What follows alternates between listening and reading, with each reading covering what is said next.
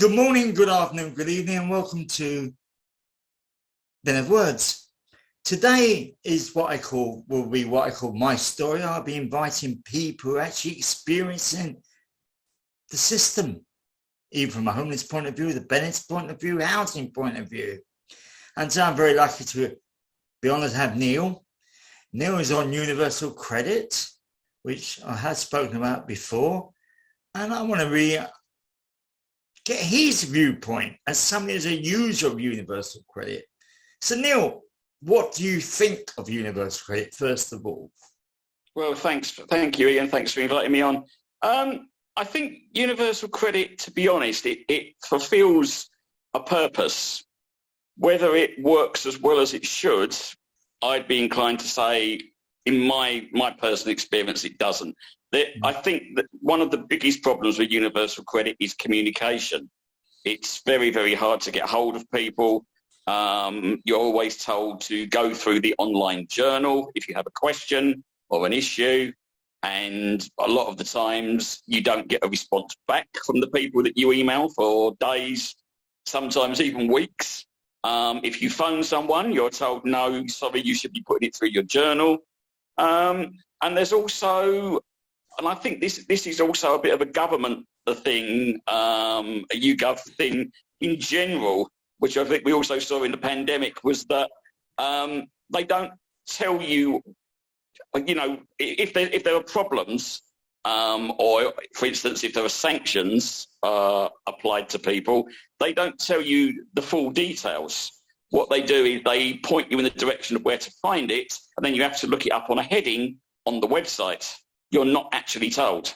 And so I think that side of communication needs to be better, because not everybody has access to the internet, for start off.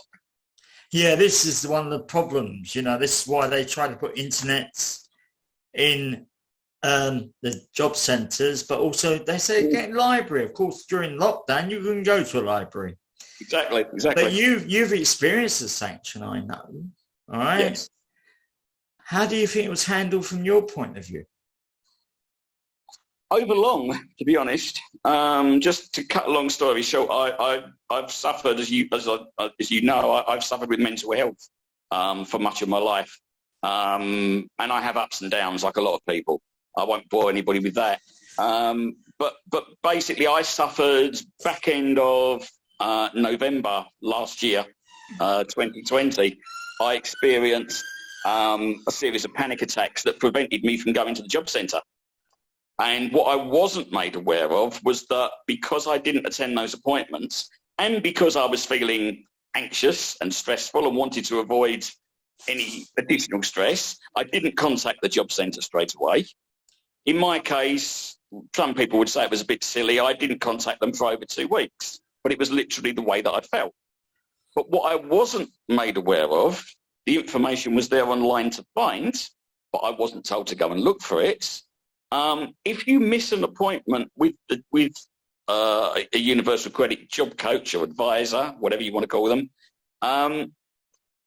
if you miss that appointment and you don't contact them, they basically start charging you about £10 to £11 a day for every day that you don't contact them. So by the time I got in contact with them and they turned this clock off, if you want to think of it like that, they were going to take £223 out of my payment. So right before Christmas, I had £90 or less to live on for an entire month. Now, the government says you can live on £70 a week. You don't need any more. So how they justify that, and then the system allows you to sanction someone. And I know we both know of people who, I've heard of people certainly, who have experienced worse sanctions than mine and have been on virtually thin air.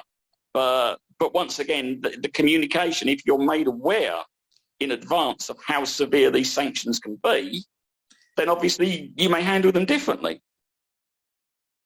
Would you say then, because I've experienced a short period on Universal Credit, but of course I was kind of my pension, and I'm fairly forthright.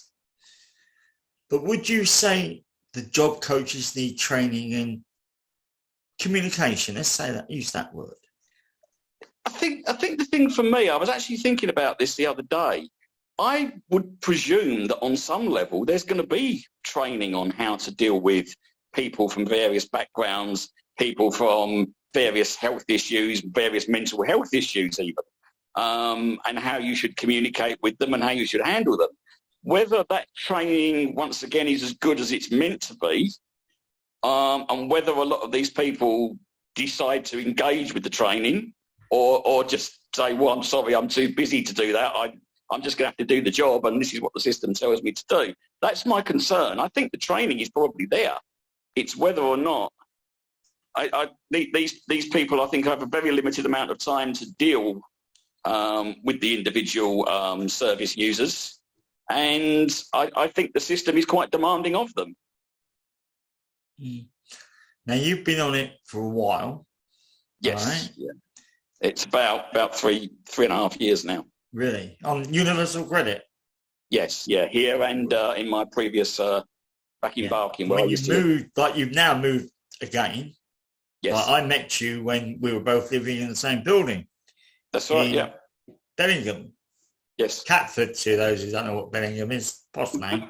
The posh bit of Catford. Yeah, now I've moved that before. Now you're in Poplar. Yes. How is the transition for you in each case?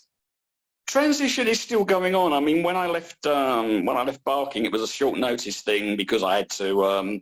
My property I was living in, private rented accommodation, was being sold, so I had to move at very short notice.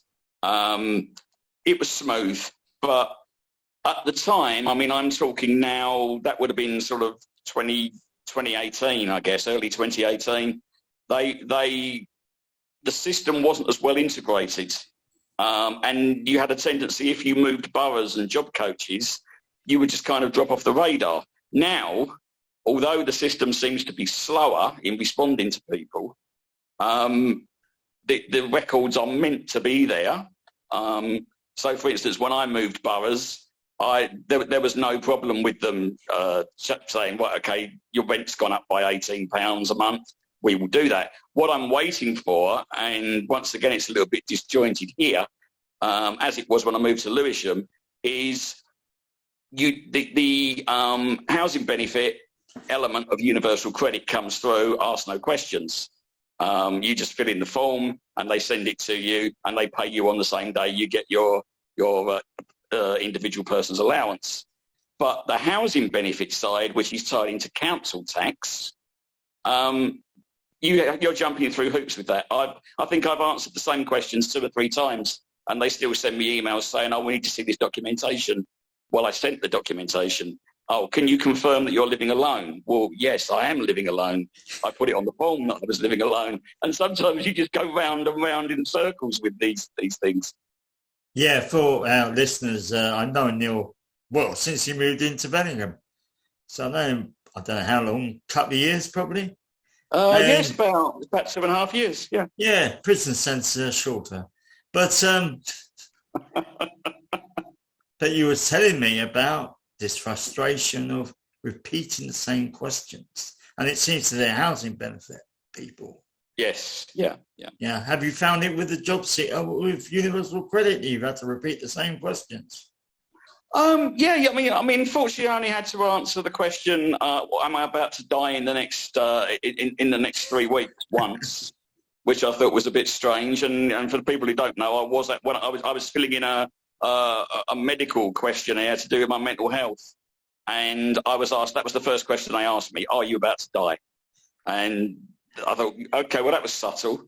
Coming back to what I said earlier, it's getting hold of people.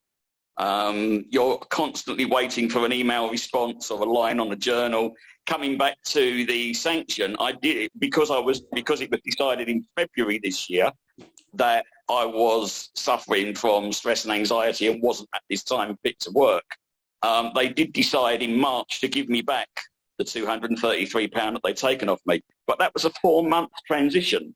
That was 4 months when I was asking this question over and over again, what's happening? And basically not really getting far apart from an email coming back saying, oh, it's being worked on. There is no set time for us to give you an answer. You will receive an answer. But obviously, if people have got very little money, people who've got families, or people who are in worse situations than I was in, those people can't wait for that long for those kind of answers. If they need the money, they need help. And the standard answer is, as a lot of people probably know, oh, we can send you some money in advance, but you have to pay it back. And as I said to my job coach at the time, what is the point of me getting myself further into debt by borrowing money off you because you've taken money off me because I didn't attend an appointment because I was sick? I'm going to get myself further in debt. And because they're doing the job, they are not allowed to say, yeah, I agree with you, I disagree with you. They just have to sort of say, okay. And it's noted, but they can't comment. Yeah, there was something in the DWP printed something in a newspaper, I won't say the publication, 10 hints how to help you. And the first 3 all went into getting an advance payment in one way or another, which is not good because it puts you more into debt. Would you say... Especially in the times we're living in right now as well. I know, and that's what I'm going to ask you about. The current economic crisis, now we have spoken about this privately, and we do agree that it is very bad, but would you say £70 is enough to live a week? No. I would say £70. I would say £70 a week is not enough for a lot of people, even without the economic crisis, to be honest. It's a ballpark rock bottom figure, isn't it, really? Yeah, there is actually. I was talking about it in one of my panels, and I haven't really looked into it, but the guy says if I look far enough, I find the reason that this minimum figure, I was on Job Seekers quite a while ago, and it was 60 then. But now with the economic crisis it's definitely up because, as you probably have heard, they are saying in September the electric bills will go up by another £800 to £1,000. Yeah. So that's double what I've been told mine will be here. And I'm not even sure that's accurate, to be honest. And I'm sure that's true for an awful lot of people across the country. If you were running the DWP, I'm going to give you a magic wand. What do you think you'd do? I'd certainly jump on that training thing. I want to know, that I know that people have targets to hit. Like, it maybe they're in the same boat as doctors, in that you've got 5-10 minutes maximum to work out how you're going to help this person. Can you help this person? This is what we're going to do. My last sort of job coach is not naming the area that I was attending. It was close to Lewisham, but basically they didn't really do a lot. They would just phone me up, say, yeah, okay, because obviously it was during the pandemic as well. Yeah, okay, well, we'll meet you again in a couple of weeks. And then you're just phoning up and checking in and ticking boxes. Oh, are you looking for work? Yeah. Are you off sick at the moment? Yeah. Yeah. Have you got a sick note? Yes. Can you send it to us? Yes. And then that's it. There wasn't anything coming in from my side about how I felt about the situation, from their side, sorry, how I felt about the situation, what was there to help me. And even when I went on I'm actually on sick leave at the moment. And when I went on to the record, I was assessed, and they basically said, no, you're not fit to work. I was meant to be getting involved in and being advised on work-related activities that I could undertake. Some of that can be volunteering. Some of that is as simple as drawing up a new CV. But in the 3 months that I've been on the restricted health rota, if you want to call it that, I've had no contact whatsoever.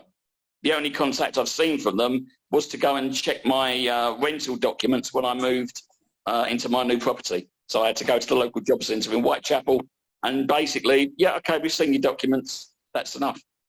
I think there needs to be a very thorough shake-up of the way they handle people with health issues in general, and in my experience, mental health issues, because a lot of organisations, including some that I've worked for, they do their best to help people with mental health and say they understand and there are procedures in place, but some of it is not that effective.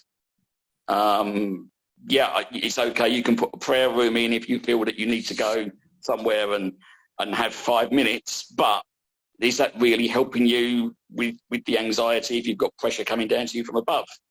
And I think the communication with the DWP on that side of thing about where you can get help is not always there. Yeah, I've spoken about this before in the group, so I'm going to say to you the same thing, or see what you think about this. There should be a relationship between the job coach, we use that word, the work coach, yes, and the client. Do you agree? Yes, I mean, to me, the way I understand it is you're entering a commitment, an agreement. They use the word work commitments when you sign up. There are things you are obliged to do, and there are things that they agree that they will do to help you. But a lot of the time, it doesn't really pan out like that. It tends to be all about, okay, are you actually looking for work? If not, why not? You can get sanctioned for it, but you don't always get the offers coming back the other way. One job coach that I had when I first moved into Bellingham was very, very good. She would send me a couple of emails a day about training programs that were coming up and work opportunities in the local area. The one that I had until recently basically didn't bother. So there is that inconsistency. And if you're going to do the job and you are there to help people, I think everybody needs to do it at the same level. That is the difficult thing, I think. Yeah. I know that I've told you I'm on the panel. We're talking to the DWP about advocacy. And when we first met, there were about 15 of us. Now there's about 8 of us that meet. We're trying to get more people. I've spoken to you about this. Yeah. And all of them apart from me were saying the DWP are the enemy. Would you say that? I don't agree with that. I think they are just people doing the job like anyone. But obviously they are tied by the things they must be seen to do. But it is still an agreement. You have your commitments, they have theirs. Well, thank you very much, Neil. Oh, no problem. I hope I didn't waffle too much. Thank you for having me. You're very good. Don't go. I'm just going to turn the recording off, then beat you up.